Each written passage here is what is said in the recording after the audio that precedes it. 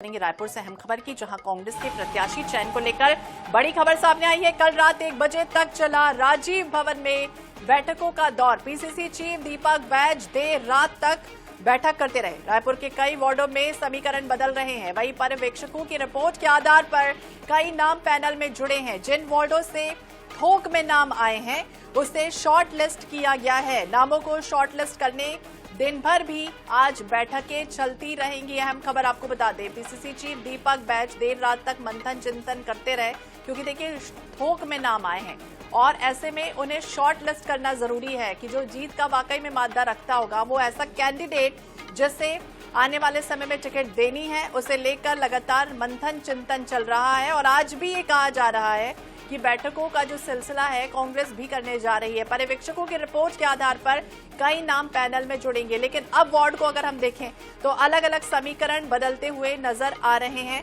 और उसी के आधार पर, समीकरण बदलने के आधार पर ही अब कैंडिडेट फाइनल होगा। तो आने वाले समय में नगरीय निकाय चुनाव तारीखों का ऐलान हो चुका है और दोनों ही पार्टियां पूरी तरह से पुरजोर कोशिश में लग चुकी हैं, चाहे वो बीजेपी हो, कांग्रेस हो।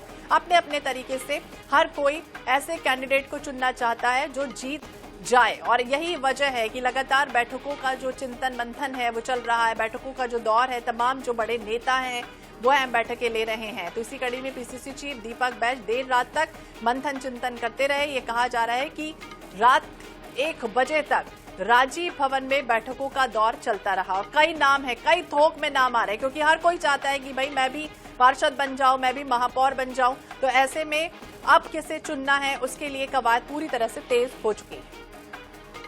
विशेष संवाददाता गौरव शर्मा हमारे सहयोगी हमारे साथ जुड़ गया। गौरव, क्या जानकारी इस बैठक को लेकर, क्योंकि रात 1 बजे तक मंथन चिंतन चला और उम्मीद यही है कि आज भी इसी तरह से मंथन चिंतन होगा और फिर उसके बाद कैंडिडेट फाइनल होंगे।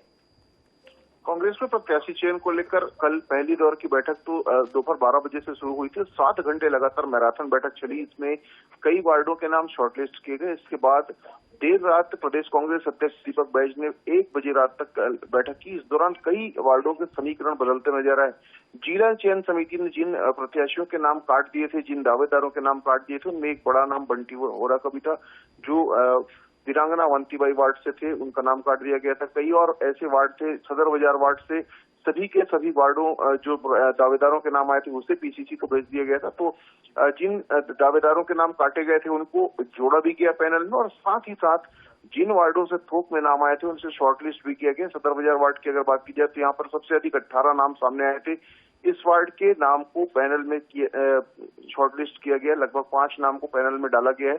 तो इस तरह से कई जो नेता हैं उनके समीकरण बदलते हुए नजर आए देर रात तक, क्योंकि पर्यवेक्षकों से अलग अलग विधानसभाओं के मुताबिक वार्डों की जानकारी ली दीपक बैज ने और सभी पर्यवेक्षकों से एक एक व्यक्ति के नाम मांगे गए थे। हालांकि एक एक की जगह 2-2, 3-3 नाम पर्यवेक्षकों ने दिए, लेकिन इस तरह से 40 से 50% जो वार्ड है वहां पर पैनल तैयार कर लिए गए।